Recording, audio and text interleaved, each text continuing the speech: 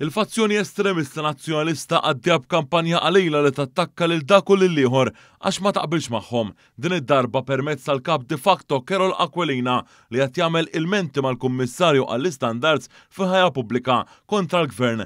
Dan bilan li l-Gvern ma jurix il-proġetti u l-inizjattivi li twettaq favur il-poplu Malti u għawċi kollu. One News informat li f'dan ix-xahar stess Carol Aquilina fetaħ qatt tal-menti li jinvolvu direttament lill-Prim Ministru u bosta membri tal-Kabinett.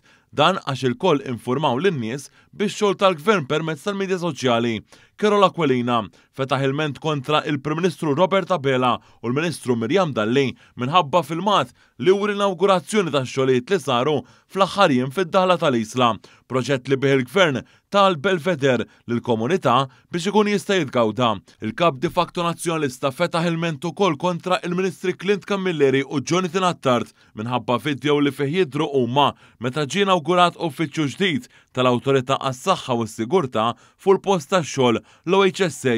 Sansitra Aquilina fetaħ ilment ukoll kontra s-Segretarju Parlamentari Rebecca Buttigieg għax ittella ritratt fuq il-medja soċjali dwar it-tnedija tal-konsultazzjoni pubblika brabta mal-awtanasja volontarja assistita. Dan meta hemm konsultazzjoni pubblika li għandha sal-bidu tal-Lulju li ġej.